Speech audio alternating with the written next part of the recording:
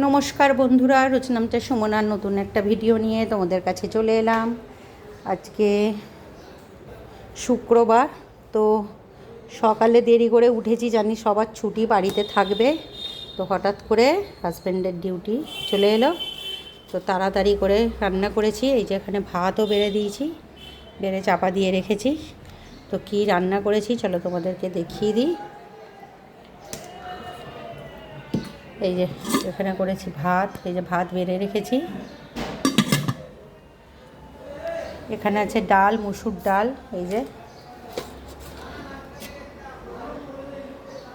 এখানে করেছি ট্যাংরা মাছের ঝাল করেছি, ওই টমেটো জিরে আদা বাটা দিয়ে তেল ঝাল করেছি, দেশি ট্যাংরা মাছ। এখানে একটা ফুলকপি এনেছিল, সেটা মাখা মাখা করে একটা তরকারি করেছি, একটু ঝাল ঝাল করেই করেছি। আর এখানে কাঁকরোল, কুমড়ো, উচ্ছে, আলু, সর্ষে বাটা দিয়ে একটা চচ্চড়ি করেছি। তো সবই এখানে দিয়ে দিয়েছি। এই যে ডাল, এখানে তরকারি, আর এখানে মাছের ঝাল আছে, এখানে একটু কালকের চাটনি আছে। তো এই দিয়ে এখন খেয়ে চলে যাবে তাড়াতাড়ি করে। এর থেকে বেশি আর কিছু করতে পারিনি। আর